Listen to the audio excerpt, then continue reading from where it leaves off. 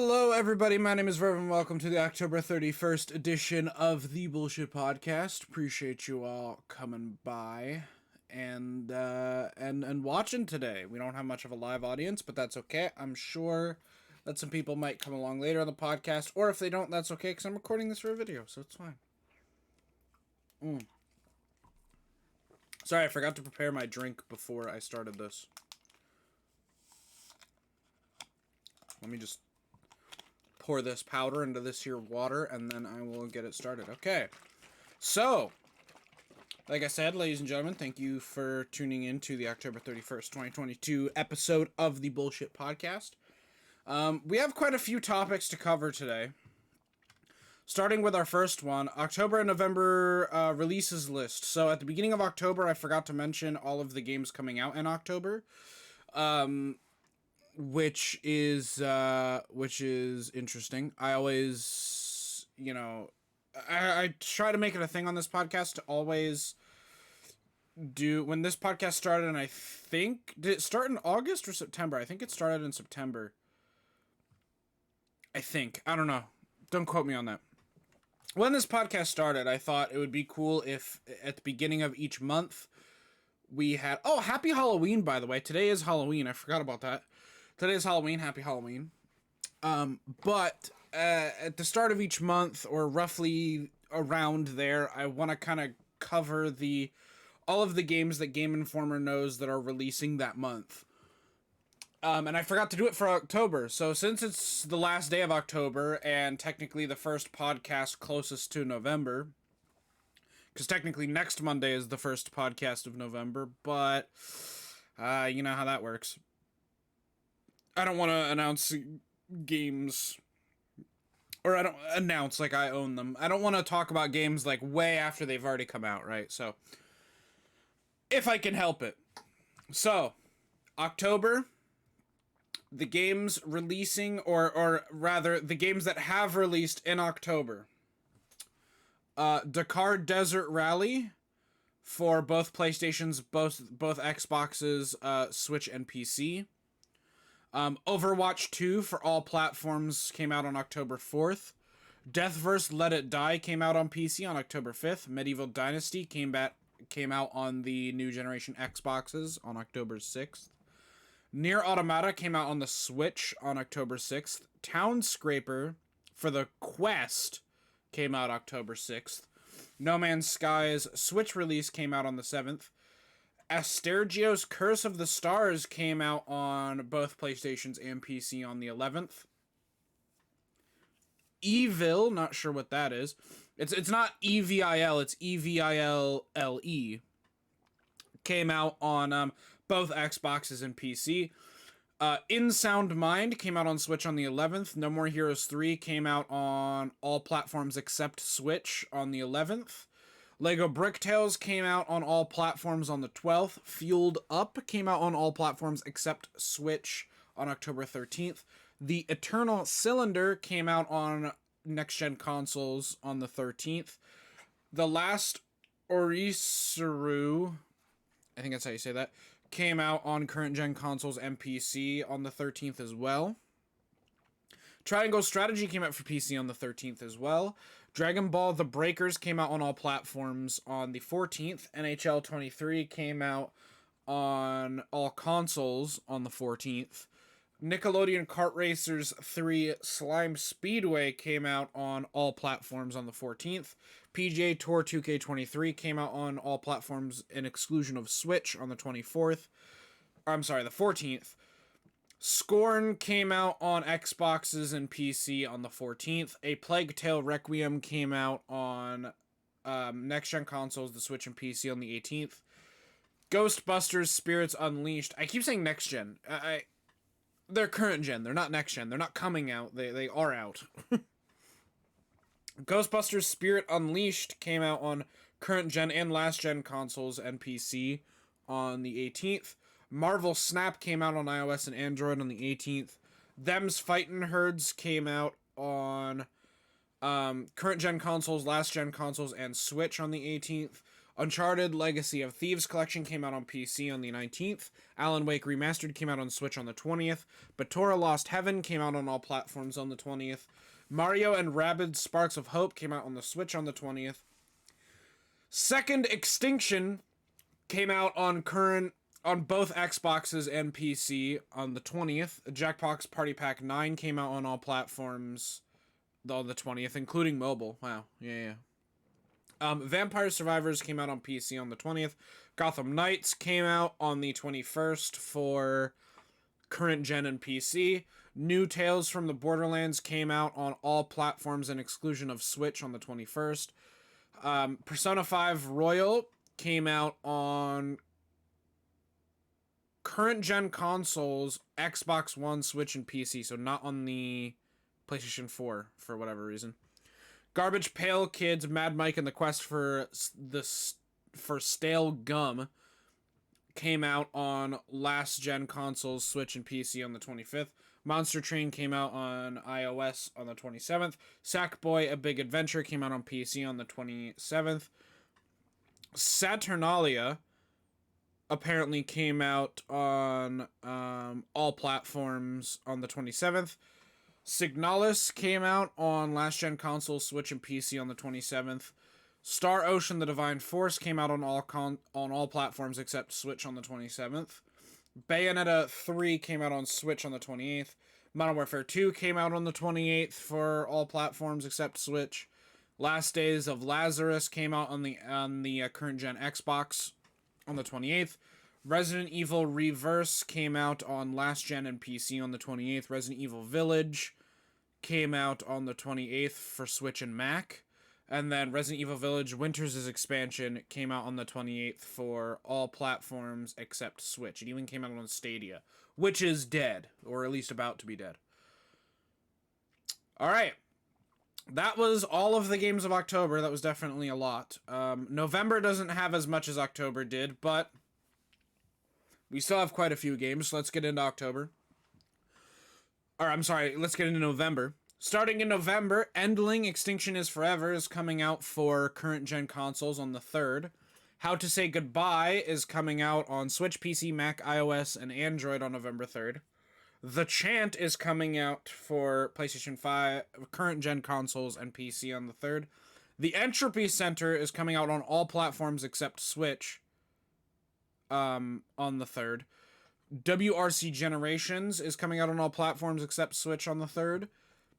Demon Throttle is coming out for Switch on the 4th. Harvestella is coming out on Switch and PC on the 4th. It Takes Two is coming out on the Switch on November 4th as well. A Little to the Left for PC and Mac, Football Manager 2023 for all platforms, and Oddworld Soulstorm for the Switch, Sifu for the Switch, Sonic Frontiers on all platforms are all coming out on the 8th. God of War Ragnarok is coming to current gen and last gen PlayStations on November 9th. Atari 50, the anniversary celebration, is coming out on all platforms on the 11th. Resident Evil 2 is coming out on Switch. Tactics Ogre Reborn is coming out on current gen and last gen PlayStations, as well as Switch and PC. Valkyrie Elysium is coming out on PC, all on the 11th. Floodland is coming to PC. Pentiment is coming out on both Xboxes and the PC. Smurfs Kart is coming out on the Switch. Somerville is coming out on both Xboxes and PC. YS8 Lacrimosa of Dana is coming out on the PlayStation 5, and that's all on the 15th. On the 16th, we're getting Call of Duty Warzone 2.0 on all platforms that Call of Duty is on, which is all of them except Switch. Goat Simulator 3 is coming out on current-gen consoles and PC on the 17th. Marvel's Spider-Man Miles Morales is coming out on PC on the 18th. Both Pokemon games are coming out on the Switch on the 18th, as well as Resident Evil 3's remaster is coming out on the... Actually, no, just Resident Evil 3. I'm not sure what that means. Hold on. Let me double check. Yeah, Resident Evil 3's remaster. Okay, I thought so. Resident Evil 3's remaster is coming out on Switch as well on the 18th. Dark Pictures Anthology... The Dark Pictures Anthology is getting a new release. The Devil in Me is coming out on all platforms except Switch on the 18th. Evil West is coming to all platforms except Switch on the 22nd. Gungrave Gore is coming out on all platforms except Switch. Just Dance 2023 is coming out on current gen and last gen Xbox and Switch. Ship of Fools is coming out on current gen Switch and PC, all on the 22nd. Last Days of Lazarus is coming out on PlayStation 5 on the 29th. Sable is coming out on the PlayStation 5 on the 29th. The Night Witch is coming out on all platforms on the 29th. Gundam Evolution is releasing on current gen consoles as well as the PlayStation 4, current gen and last gen consoles on the 30th. And then Warhammer 40k Darktide is coming to PC November 30th. So there you go. Those are all of the game releases coming out for these 2 months. Wow, that only took 10 fucking straight minutes. Holy shit, that was a lot of games in October. So there you go. There's the October and November release lists for last month and next month. So I caught up and I got those done. I have to remember that the first podcast just before December or the first podcast of December, I have to make sure I do December's games. I have to keep remembering to do that. But ladies and gentlemen, moving on to our next topic for today. Sonic is going to Netflix? Well, ladies and gentlemen, Netflix's Sonic Prime series will hit the subscription service this December. More specifically, Sonic Prime will hit on December 15th. This news comes by way of IGN, which exclusively revealed the release date today on Twitter, today being the 27th. Today on Twitter, alongside 8 new character posters featuring Knuckles the Echidna, Amy Rose, Tails, Eggman, the Big Cat, and Froggy, Shadow, Rogue, and of course Sonic the Hedgehog. So yeah, there you go. Sonic Prime is going to come to Netflix this December. Looks like they give IGN, I guess, the exclusive right to announce it, which, I mean, who the fuck gives a shit about IGN, but, you know, whatever. We're just going to breeze right along to our third topic. I'm sorry, I have nothing to comment on Sonic. I know, literally, I played the original Sonic the Hedgehog on my fucking Sega Genesis, like, ages ago. I'm not old enough to own a Sega Genesis like when it came out, but my dad had one. And so I had a Sega Genesis as a kid, as well as my PS2. And I did play the original Sonic the Hedgehog on Sega Genesis. And other than that, I played that, and then I also played Sonic the Hedgehog on Sega Genesis, and then I think I played one other Sonic game, I think. No, that's right. I played the original Sonic on Sega Genesis, and then the only other thing that I can think of when I think of Sonic is that "you frickin' fricks" kid. So, yeah, I know nothing about Sonic. I'm sorry. Anyway, moving on to our third topic, a new amazing looking horror game is on our way. Is coming our way. Now, let me just show you what this looks like. So this is a screenshot from the game. It looks insane. This looks insane. This is just a screenshot. I understand that. But if the whole game is going to be like in this, you know, slightly fish-eyed lens and it's going to look this fucking realistic, like, the thing that's most terrifying to me is that since the source of light is your, like, flashlight that you're holding, you get, like, this dark shadow here and here. And, like, if shit hides in that, I'm done. Like, I'm done. I'm probably not going to play this game. Paranormal Tales is an upcoming indie horror game with a unique perspective twist. Players experience the first-person adventure through the lens of a body camera to provide a more realistic, claustrophobic trek into its terrifying world. The game, created by 2 designers, draws inspiration from found footage films. The name shares the same initials as PT, which I can't imagine is coincidental. Players explore a series of video files as they control a person searching for their lost dog, Teddy. Expect to encounter some very creepy phenomena, and the realistic graphics rendered in UE5 aim to sell the body cam perspective effectively. Check out the trailer below if you're looking to raise a few hairs. Which we will not, but I will show you this if I can find it on Twitter. speaking of body cam stuff, it seems like body cam games are starting to kind of pick up. And I say that because a while ago, I'm trying to scroll through and see if I retweeted. Yes, this fucking guy is working on a first-person shooter. Well, not really a first-person shooter, a body cam shooter. Look at this fucking game. This is a video game.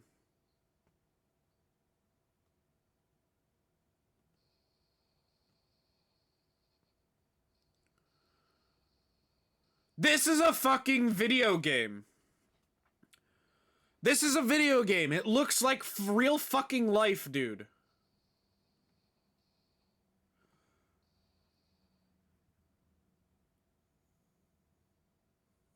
This is a fucking video game, bro. It's insane. Like, you can kind of tell it's a game because of some of the shooting animations and the way the enemies ragdoll, but, like, bro, it looks just like fucking real life. It is insane. I don't understand. So, yeah, I can't fucking wait to see this body cam craze go off. Like, that was a shooter game, but that could very easily be classified as, like, shooter horror. Like, we could, like, game designers could create a new fucking genre of video game with this fucking, like, well, I shouldn't say shooter horror. Shooter horror is essentially survival horror. But, like, you could take survival horror to a new fucking level. Like, I feel like Resident Evil 7 was taking, like, the first-person survival horror to the next level. This is how you elevate it even further. Like, Resi 10 should look clearer than that, but it should look like that. It should be like a body cam game. That would be fucking horrifying. Holy shit. That would creep the shit out of so many people. It would be terrifying. But anyway, moving on to our fourth topic of the day. So violent, the Japanese is banning it. Banning it. The Callisto Protocol's Japanese version has been cancelled due to the game's violent content and the rating it received in Japan, or lack thereof, as a result. This news comes from the Callisto Protocol's Japanese Twitter account, which reveals that the game could not achieve an age rating with CERO, which is Japan's equivalent to the United States' ESRB rating. As a result, it cannot be allowed to release as is in the country. Here's what the studio had to say, translated by Eurogamer. Quote, the Callisto Protocol has decided to stop the release of the Japanese version. As of now, the CERO rating cannot be passed. We have decided that we would no longer be able to provide you with the experience you need. We hope everyone in Japan will understand. If you have already pre-ordered, we will refund you, end quote. As you can see, the Callisto Protocol will not be releasing in Japan, as it seems Striking Distance does not want to change or edit the content of its game to fall more in line with CERO ratings. Given how terrifying Japanese horror can be, it seems the Callisto Protocol is cooking up something scary. So, yeah, Japanese horror can be fucking terrifying. There's actually I remember a long while ago, I think I watched Jacksepticeye do it. I say do it because it wasn't really a game. There was like this online, slightly interactive comic that was about some Japanese ghost that was fucking terrifying. So whenever I think of Japanese horror, I think of that and Junji Ito, who's like a horror artist in Japan. Like Junji Ito and that fucking like webcomic are the two things I think about when I think of Japanese horror. So considering the fact that those things are created in Japan and allowed in Japan and this game is not, I'm interested to see how fucking violent this game is actually going to be. It's gotta be some fucking crazy shit. Moving on to our fifth topic, we're gonna talk about a game that I kind of don't care about, but Deadpool is great, so I figured I'd talk about it. And it's kind of a callback to a game that we previously mentioned. So a while back in one of our early episodes, we covered Marvel's Midnight Suns. It's kind of like a Marvel fighter mobile game thingy. It's like a fighter mixed with it's like a fighter and an RPG and a card game mixed. It's really fucking weird. I watched some gameplay of it. It's strange. But Marvel's Midnight Suns will get 4 more characters as post-launch DLC: Deadpool, Morbius, Venom, and Storm. Because we all know how great Morbius did. Venom is fucking pog. Storm is cool, I guess. And Deadpool is the man. This news comes from the reveal of Midnight Suns Season Pass, which will also include the following premium skins at launch. Get ready for this, motherfuckers. This is a long list of skins. Are you ready for this? Captain America Future Soldier, Captain America Captain of the Guard, Captain Marvel Marvel, Captain Marvel Medieval Marvel, Magic Phoenix 5, Magic Mutants, Nico Minoru Sister Grimm, Nico Minoru Shadow Witch, Wolverine from X-Force, Wolverine from Logan, Blade from Demon Hunter, Blade from Blade 1602, Iron Man, Iron Knight, Iron Man, Bleeding Edge, Ghost Rider, Spirit of Vengeance, Ghost Rider, Death Knight, Doctor Strange, Future Supreme, Scarlet Witch, Boss Witch, Scarlet Witch Fallen, Scarlet Witch, Spider-Man Symbiote Suit, Spider-Man Demon Spider, additional skin for an unannounced hero, and another additional skin for an unannounced hero. As you can see, it seems like there's another hero yet to be revealed for the Midnight Suns roster, as indicated by the last 2 skins on the list above. It seems like this halo will be available at launch 2, considering all those premium skins are launch day skins. Fortunately, with Midnight Suns launching December 2nd, only on PlayStation 5, current gen Xbox, and PC, though as the PlayStation 4, Xbox One, and Switch versions will have a to-be-announced release date, we don't have to wait too much longer to find out who this hero is. So there you go. Marvel Midnight Suns getting some new characters announced, as well as some launch Battle Pass skins. And just in case if you were curious, here is what those 4 characters look like in the game. We have Storm, Morbius, Deadpool, and Venom. I honestly think that out of these 4 characters, I think Deadpool and Venom look the coolest. Morbius, Morbius has always just been like a fucking D-tier villain. And Storm's pretty cool. I like Storm.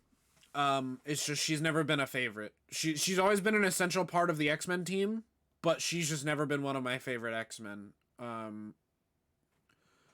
don't really like the X-Men in general. If I had to pick a favorite, it would probably be the Card person. I don't know X-Men very well. That's like the one Marvel property I know nothing about.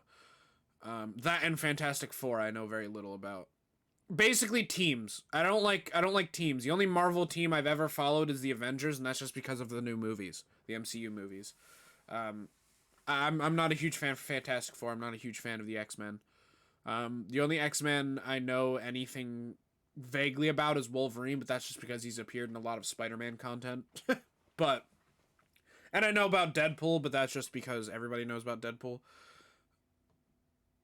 So yeah, but Venom looks nice. Deadpool looks nice. Storm, as far as I know, has always been part of the X-Men and a very good part of it, 'cause she literally controls like fucking weather. And then there's Morbius. It's Morbin time. So now we're gonna move on to our 6th and final gaming topic for this podcast. We now know what Canis Majoris is. So if you remember a few episodes ago, CD Projekt Red basically did a huge fucking info dump. They did a gigantic info dump a few weeks ago. And they were talking about how they have a new Cyberpunk thing.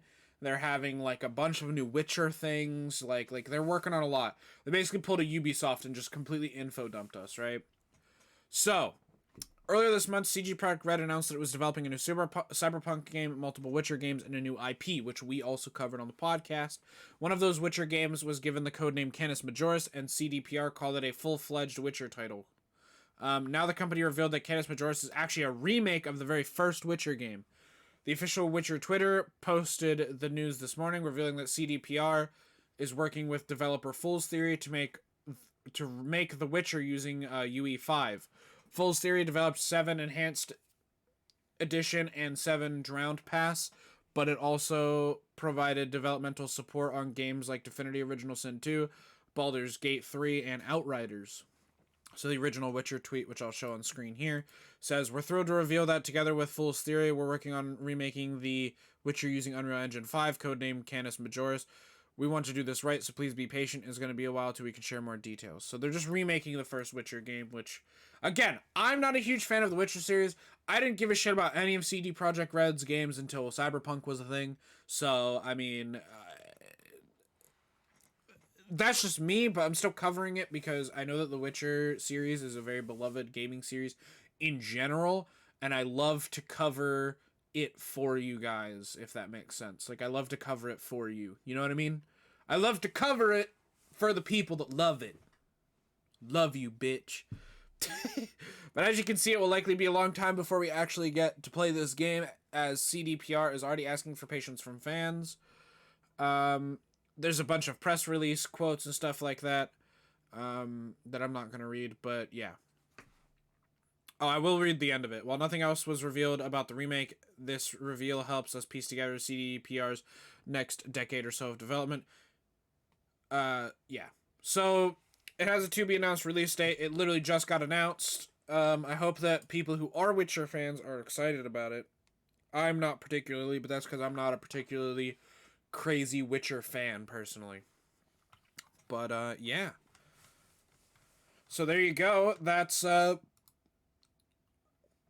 sixth topic. We know what Canis Majoris is. Honestly, the whole reason why I covered CD Projekt Red's big info dump a couple episodes ago was because I'm a fan of Cyberpunk. So, you know.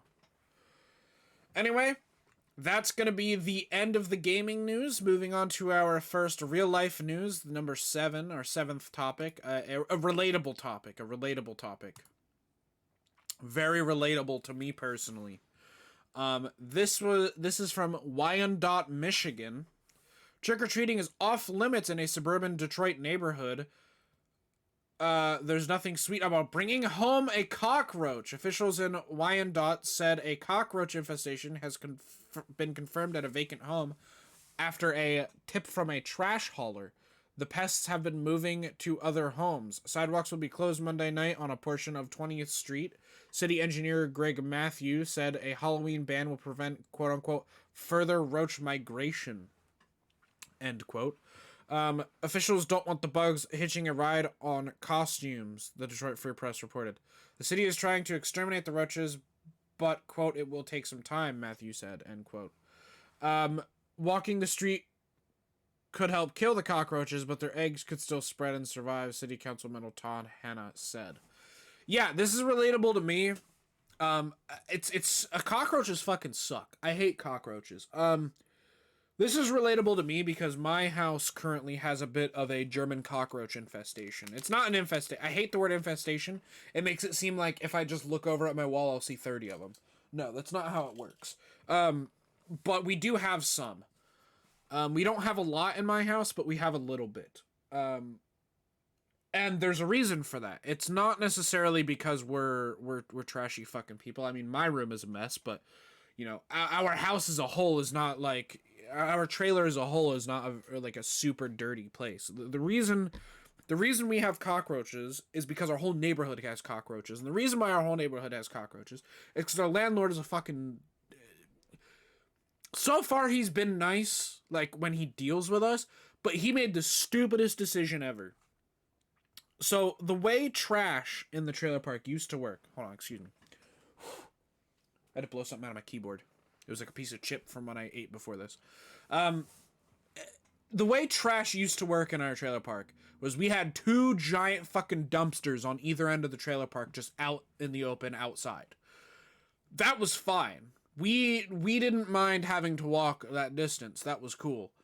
I actually kind of liked it because it got me out of the house, and, you know, yeah, I did have to carry this giant fucking trash bag down the street, but it was fine. And then occasionally when my mom would go shopping, I would go with her, we'd load it up in the back of the fucking car, we'd drive up there, and we'd toss it from the trunk, you know, into the whatever. That's not the point. The point is that we had these 2 giant fucking dumpsters. Well, when our landlord sold us, essentially, and someone else bought the trailer park, they wanted to go cheapo depot, and instead of having 2 giant dumpsters, everyone just has a plastic bin outside their house, which is more convenient for the walk towards the thing. But first of all, the plastic bins barely hold the trash we need. usually we have at least one bag sitting on the ground outside of that because we can't fit it in the fucking bin, or we put it in the bin and like the lids popped up. And what happened with that was then it gave everyone cockroaches. Literally, my entire trailer park now has cockroaches because the cockroaches were living in the dumpsters. They took the dumpsters away. Now where the fuck are the cockroaches gonna go for food? They're not gonna be in the dumpsters. They're gonna spread out to the fucking trailers. So now, like, almost every trailer in this fucking neighborhood has cockroaches because the landlord took away our dumpsters and replaced them with plastic bins out front of each of our houses. It's really dumb. I cannot explain how like vehemently I oppose this. It was the stupidest fucking thing because it basically gave all of us cockroaches all at the same time. Like one of our neighbors, even back when the change first happened, she said that she watched cockroaches burrowing in the dirt in her yard because they didn't have anywhere else to go. It's fucking gross. But anyways, moving on to our second to last topic, topic number 8. Ladies and gentlemen, it is important to always know where home is. This is from Helsinki. I'm not sure where Helsinki is, but maybe we'll find out as we read. Oh, it's in Stockholm. Okay. So, Helsinki, Sweden. A venomous 2.2 meter or 7-foot king cobra that escaped from its home in a Swedish zoo has returned back home by itself, bringing a happy ending to over a week-long disappearance saga. I'm gonna stop right here and mention there's certain parts of the world where everything is just really nice. Back when I was a kid, that used to be Canada. When I grew up, I realized that Canada isn't sunshine and rainbows. You know what is kind of sunshine and rainbows? Fucking Sweden. It could just be because Sweden's like controlling their own flow of information or some weird conspiracy theorist shit. But like, Sweden has crime and bad things happen. I'm not saying that it doesn't happen. But literally, if there was one place where a giant venomous snake could escape a zoo and then come back and with no one being harmed, it's fucking Sweden. So the CEO Jonas Wallström of the Skansen Aquarium told the Swedish public broadcaster SVT on Sunday, Houdini, as we named him, has crawled back into his terrarium. The deadly snake, whose official name is Sir Voss, or in English, Sir Hiss, escaped on October 22nd via a light fixture in the ceiling of its glass enclosure at the aquarium, part of the zoo at the Skansen Open Air Museum and Park on Stockholm's Djurgården Island. Djurgården. This word that I highlighted. This one right here. This word. I don't know what that word is, but you can pause the video and read it if you're Swedish. On that island. As a result, an extensive search with X-ray machines, Houdini was located earlier this week in a confined space near the terrarium in the insulation between two walls. So wait, you're telling me that he never left the aquarium. He just kind of crawled out and then went into the insulation to be warm, and that's where he stayed. Okay, cool. Holes were drilled into the walls where the snake was hiding out, but the cobra disappeared from the view of X-ray cameras in the early Sunday. It turned out the snake had given up its freedom ride and crawled back into its terrarium. It was too stressful for Houdini with all the holes in the walls, so he wanted to go home again, Wallström told SVT. The park and the snake wouldn't have survived the cold climate if it had gotten out of the building. King cobras can grow up to 5.5 meters or 18 feet long and mainly live in India, Indonesia, and the Philippines. So there you go. The snake escaped, but it knew where home is.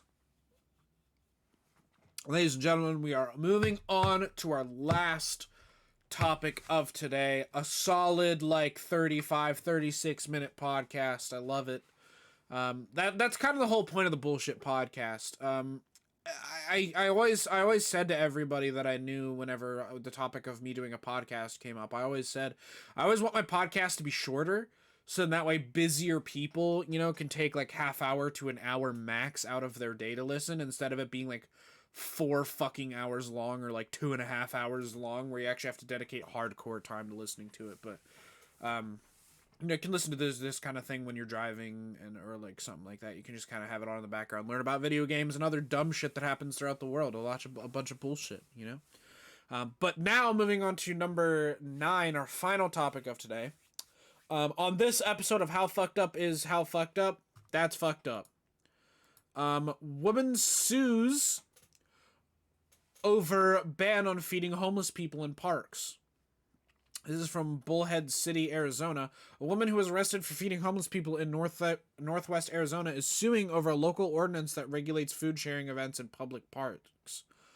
The reason why I said this is fucked up is because if somebody wants to feed homeless people, why are you stopping them? Why? I get that I get that homeless people can be dangerous in some circumstances. But ultimately, if you want to be nice and give them food, they're homeless. Like why are you stopping that? But this comes out of Bullhead City, Arizona. I already read that. Norma Thornton, 78, became the first person arrested under Bullhead City's ordinance in March for distributing prepared food from a van at Bullhead Community Park. Her lawyer said the lawsuit filed Tuesday is part of a nationwide effort to let people feed those in need. Criminal charges against Thornton were eventually dropped, but she's seeking an injunction to stop the city from enforcing the ordinance that took effect in May 2021. There's a quote here. Bullhead City has criminalized kindness, Thornton's attorney Suranjan San told Phoenix TV station KPHO. The city council passed an ordinance that makes it a crime punishable by 4 months imprisonment to share food in public parks for charitable purposes. Bullhead City Mayor Tom Brady of the fucking New England Patriot now. Bullhead City Mayor Tom Brady said the ordinance supplies only to public parks. He said churches, clubs, and private properties are free to serve food to the homeless without a permit. Thornton owned a restaurant for many years before retiring in Arizona and said she wanted to use her cooking skills to help the less fortunate. I've always believed that when you have plenty, you should share, Thornton said. According to the Mojave Valley Daily News, Thornton said she has continued to feed people in need from private property not far from Community Park. So, okay, this is a little less fucked up than I originally thought. I thought it was just some sort of ban on fucking feeding homeless people. They're just saying that don't clutter up a fucking public park with you feeding homeless people. Which I think is reasonable. If you want to feed homeless people, a church is a very great place to do it. Or there's actual religious missions or homeless shelters that do that, And if push comes to shove, just find a privately owned fucking restaurant or something and get them to do it. I'm not sure, but it's a little less fucked up, but it's still shitty that a woman got arrested for feeding homeless people. But anyways, ladies and gentlemen, that's going to do it for the October 31st episode of the Bullshit Podcast. The next one is actually going to be November 7th. November 7th, 2022 is going to be the next one. So, yeah. Thank you guys so much for watching. I appreciate you. Thanks for being part of the... Oh, excuse me. Goddamn. That's going to do it for this episode of the Bullshit Podcast. Thank you guys so much for watching. I appreciate everyone who came by live but didn't chat. And I also appreciate everyone who watches this video. I thank you very much. The past few podcasts, it's honestly been kind of hard to find the motivation to keep it going. I want to keep it going just because I feel like it's beneficial to everybody who watches it, because we get to learn what games are coming out. Even though I don't have the money to buy fucking games, it's good to know what games are coming out, what's kind of making sales, hitting things, whatever. And it's good to learn about some news that's not fucking depressing as shit. Like, yeah, an old lady getting arrested for feeding homeless people is kind of fucked up and it's a little sad, but that's better than hearing about fucking the Ukraine war or some shit. You know what I mean?